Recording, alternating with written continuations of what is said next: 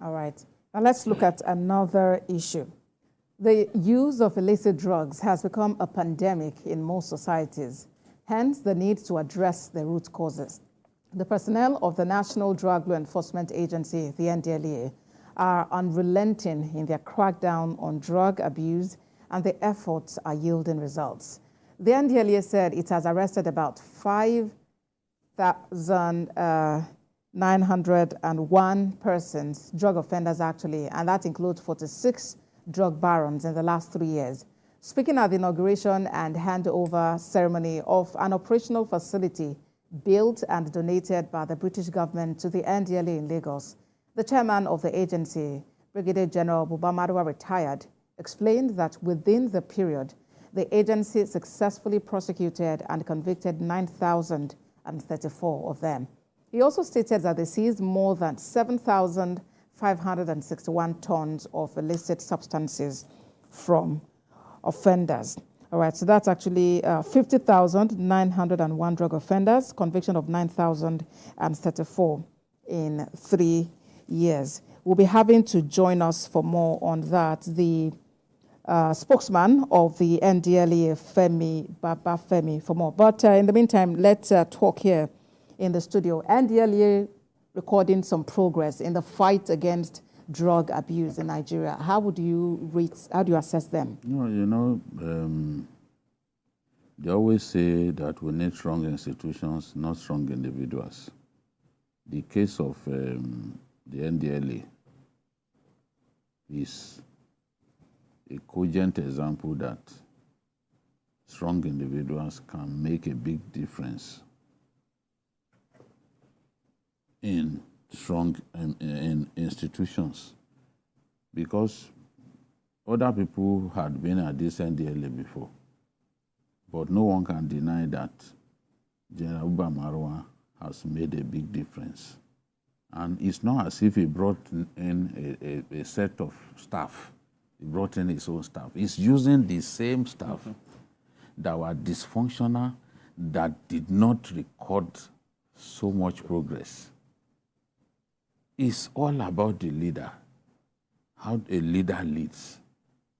If they can see that you are transparent, you are forward-looking, you have bright ideas, people will follow. It's a natural thing. Nigerians are very grateful to General Marwa because of the tremendous success that he has recorded. And I'm happy about the fact that they are building barracks now for NDLEA staff, because these guys are taking a lot of risk. If they live amongst the rest of us, for example, some of them could be killed. And drug barons are killing some of them already, because this is big business for these guys. They are killing operatives, NDLEA operatives, because they want to continue to do this business that is destroying our young people. When you move around, you see junkies all over the place. Everywhere. People who are already hooked on Colorado and other. I saw a video of one boy just hitting his head against a pole. I said, how can a normal person be doing this? He will move back like a cow. Just that head, strike that head against the pole. I said, what is going on? In the end, they had to rush him. There was one, even where they were doing a Muslim prayer session. He saw that pole. So I said, what is going on? What can someone drink? Now you can see that it's a pole. You are now hitting hit your head. Like a goat. You don't have horns. Thank you, General Babafemi, because without what people are doing, our place, the whole country will just be littered with junkies all over the place. Okay, joining us for more on this war against drug abuse is a spokesman of the National Drug Law Enforcement Agency, the NDLEA, Femi Babafemi. Thank you so much for joining us on the program. We commend you for all you have been doing. You've heard Babajide speak so loftily about what you have achieved so far. But tell us, how have you been able to pull this off? I must first of all appreciate my good friend Jide for that awesome compliment, and every one of you for this program. I must also appreciate the support we have also received from TVC. All of these go a long way to encourage our officers and men to do much more. That you can rest assured about. Having said that, I would also like to toe the line of already established by Jide. Indeed, when General Mara came in on January 18, 2021, he came definitely somebody a lot of us know that wherever he goes, he tries to make a lot of impact. And he came with that mindset, with the same agenda to turn around the agency. And like Jide said, he didn't come with a new set of personnel for the agency. He came and worked with the people he met on ground. And so how did things change? First, he had to encourage the personnel he met on ground, first by promoting almost 70% of the workforce, giving them, these are people that have been stagnant, that have been stagnated, that have been demoralized because they were not promoted for years, some for almost 2 decades. So all of those things definitely would not encourage anybody to, to go all out and take any risk. Besides that, there were quite a lot of issues of harmonization of ranks and all of those things. He also tried to sort out all of that, and in addition to that, he quite a lot of personnel who died in active service, and their families were being owed burial expenses. In those days, you will see officers who died, his colleagues that will contribute money to the family for burial. So all of this, he equally went all out to ensure that all of these allowances and benefits were paid to those families, and that really set the tone for the changes we have seen today. And again, being a military man, he also came with an operational philosophy, that is offensive action. Offensive action meaning that the agency, the officers, the personnel would not have to go all out after the drug cartels, not waiting for them at one place. So again, another thing is he also tried to ensure that beyond going after the moles on the street, the agency also devised operational mechanisms to target the barons, the big guys that have been for years invisible or untouchable. So, and this really sent a lot of strong signals to those behind this drug trafficking thing. So, and you would have seen that just like the figures you reeled out, in just barely 3 years, we've made more than 50,000 arrests, precisely 50,901 arrests. That's huge. And out of this, you would also see that a substantial number of that is more than 9,000, have been prosecuted, successfully prosecuted, and are serving jail terms within a very short time. All of those things don't come really easy, but then with tenacity, let's talk about those barons. Let's talk about those barons. Okay. You people, you've been involved in a big, a long drawn battle with these barons. And we hear that some of your operatives are being killed. Who is killing NDLEA operatives? Absolutely, the kind of job, you see, these people, they have for years been feeding fat on the drug business, even though globally, it's a dangerous venture. That is, it's a money spinning venture all over the world, and so the people involved, they are ready to do anything they are ready to even lay down their lives for this. So they don't really care about the lives of others. That's why, because when you look at in some of your, in your own analysis, you observe that, some of our young people, when they get hooked on this, they do the incredible, like, and all these things destroy their lives, destroy their future, and when lives are destroyed that way, it's not just about the individuals, their families, or their communities, but the country itself is affected, because these are the productive arms of the country. And so when these people are decapitated, that they can't do anything, that ultimately affects the GDP of a country. So, but then, just coming to your question directly, these people, when invariably they see new changes, that is the agency now coming after them, they also would have to fight back. But I can assure you that indeed, we are also responding to this, appropriately responding, in the sense that one of the things General Mawa, who is also versatile in this area, has done is also to strengthen the deterrence force of the agency, which, that we call the strike force. He had to separate a unit, set aside a unit of the agency.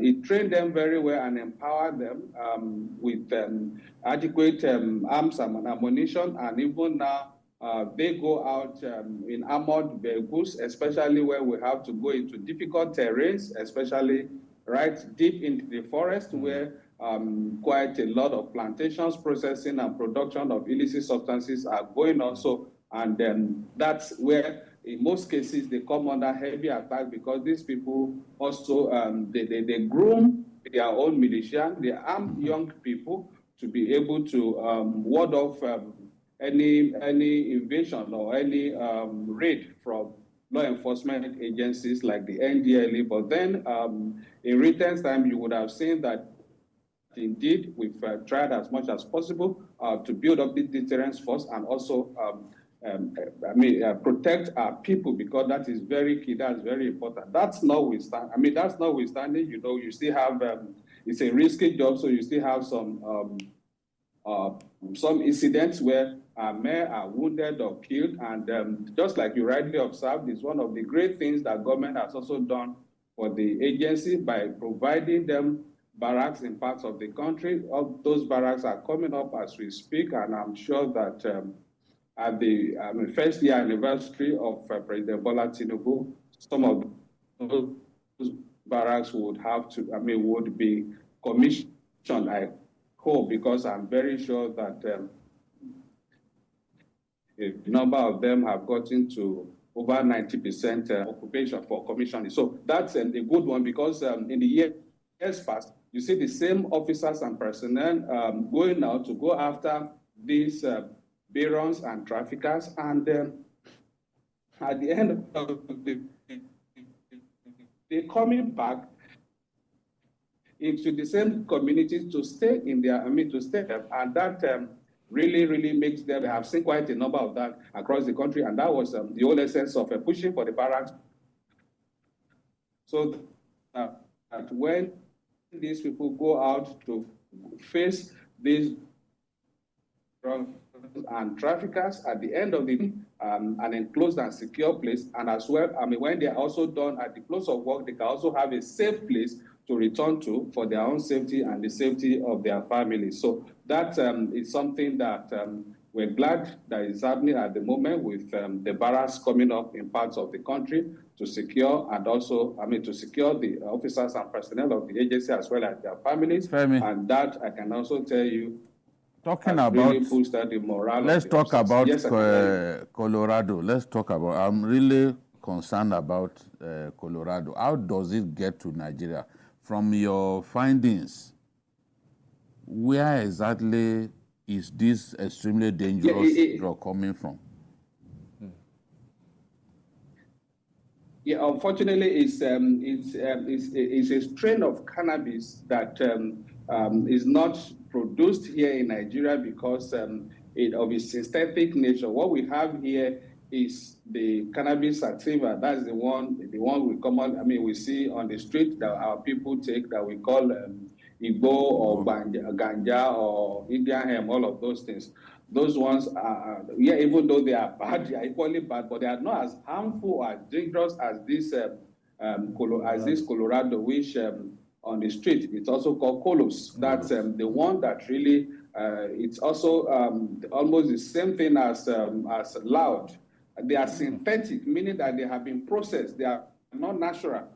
They are synthetic, and so they come from outside the country. And you would have seen of late again, in the last couple of months, we've been making huge seizure of those at the Tinkan Port in Lagos State. In Lagos, quite a substantial, some substantial figures there that we've been making through containers that we've been targeting. Of course, we identify where these things are coming from, and we've been targeting them because we not only work, we are intelligence-led, so we don't just limit our operations to what happens within Nigeria. We also work with our partners out there so as to be able to share intelligence, relate with them, and know where some of these things are when they are coming, when they are being loaded, and where they are coming from, so that we can keep a track on these containers. And largely, we've been working with the USDA, that's Drug Enforcement Administration in the US, as well as our counterparts in the UK, like the Border Force and the National Crime Agency. All of these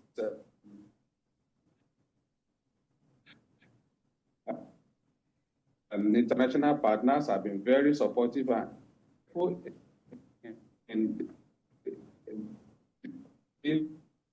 when these things are coming, and so we work with our local stakeholders as well to ensure that these things are not cleared to leave the port. So that's why you see soon after they come, we work with our local partners and ensure that these containers are detained for 100% joint examination, as a result of which we've made quite a lot of seizures of this particular Colorado, because it's not a strain that is grown or produced there. They are processed, they are produced and packaged and sent. Not sending these things to Nigeria, not foreigners, they're our own people who stay out there and send this thing, knowing fully well, it just because of the money involved, because that particular strain of cannabis is almost as expensive as class A drug, as heroin or cocaine, because of its effect and the synthetic nature of it. So it's very expensive, and it's highly sought after, especially by the young ones that want to experiment. But unfortunately, these are really done much more to their health and their well-being. Okay, I just want to ask you two questions. In terms of, apart from the building for the officers, are the officers also, is there anything for like insurance for them? Because I know sometimes they go on dangerous operations. And then I wanted to also ask about the support you get from foreign drug agencies. Because there's no Sunday I don't come to this newsroom and I will see Brazil. What support are you getting from all those South American countries where this drug, seem to be very prominent? And then the next thing you see are people either taking it there or bringing it from there. What support are you getting from them? Yeah, first, thank you very much for that. I'll tell you that indeed, like we said before, the drug business is a global challenge. It's something that is even the best of economies that is in the US out there, they are still struggling and fighting with it. So recognizing the fact that it's a global challenge, the world, countries across the world have also learned, especially drug law enforcement agencies have also learned that to also face this challenge, we all have to come together and work together to be able to, that's what I was trying to explain to you earlier, that we work in partnership with our counterparts in other parts of the world, especially the US, the UK, India, the Brazil you mentioned now, South Africa, and other parts of even in our West Africa here, we we collaborate with a lot of our people and a lot of our counterparts to ensure that we share intelligence. We also work together to see that these things don't go through our borders. Now, having said that, it was also read in the report read before we started this conversation that, for instance, the UK is at the moment, or even not just recently, which provided a facility for us at the MMI in Ikeja, Lagos, where it's an operational facility. I may not be able to give the details, but then it's an operational facility provided for us by the UK. All of this is part of the partnership, it's part of our own benefits from the partnership. Of course, when that is done for us, it's also benefit those our counterparts who fund that. In addition to that, I also know that indeed the UK is, even at the moment as we speak, also building the marine headquarters for the agency at the Atlantic Beach in Lagos also. All of those, all of these people are coming to support what the agency is doing because they've seen the commitment, the sincerity of purpose of the leadership of the agency, what the agency is able to achieve, as well as the support the government of Nigeria is also giving the agency, because nobody will come and invest in your own country if they also don't see you doing something, or if they also don't see support by your home government. So the fact that we have an administration in Nigeria of President Bola Tinubu supporting the activities of the agency, and they have also seen that the agency is also making great feats, also achieving great feats. So this also encourages them to come in and support what we're doing by building capacity. One leg of your question talks about insurance. Indeed, one of the first things General Mara also sorted out when he came in 2021 was to place insurance cover, insurance scheme for officers and men, life and injury insurance. By the grace of God, we don't pray for that, but then if anything happens to anybody today, they are covered by insurance put in place, premium insurance put in place by the agency. That is settled. Beyond that, I can tell you that indeed the agency has really metamorphosed from the backyard organization it used to be to a frontline agency recognized and well respected globally today. From what you see, just briefly, are women increasingly getting hooked on drugs now than some years back? And the demographics. Yeah, absolutely. It's not just about getting hooked on drugs. You see, on both legs of this menace, that is whether in trafficking itself, you see more women getting more daring. You've seen quite a number of arrests. We have made women also trying to export illicit substances to outside the country, especially those that have that we have arrested going to Saudi Arabia and going to dangerous places for that matter. So we've seen quite a number, and also Europe. Apart from that, when it comes to abuse, you have also seen more. But then you cannot say because, it's not just about the women alone. There are quite a number of factors that are responsible for this. And so it's understandable why, just that you have the men also hooked, you also have women hooked because they are all within the same environment, taking the heat from certain social factors. For instance, when you talk of women, quite a number of them, especially those we have had to relate with, those we are attending to, treating and counseling in our facilities across the country. You see, when you investigate some of the things that have led these people, you will understand some as a result of marriage issues, some as a result of some of the social factors like lack of job, lack of employment, poverty generally. Some of these issues lead these people to substance abuse. And you Indeed, know, Femi. nobody just wakes up and says, today I want to start abusing illicit substances. No, So certain these factors are there. Predisposing. Yes, but the agency, Okay, is working really hard to manage the situation, to get, these barons. Absolutely. And we sincerely commend you for Absolutely. all that you are doing. And we thank you for joining us on the show to help us better understand the activities of the agency and the impact that you are making. Femi Babafemi is spokesman of the National Drug Law Enforcement Agency. Thank you very much for joining us on Journalist Hangout today. Thank you. Thank you. I appreciate you for having me on this conversation. Thank you. All right, very much. all right, and that's it on Journalist Hangout on Sunday. I must sincerely appreciate you, gentlemen, for being here. Thank you. The encyclopedia himself.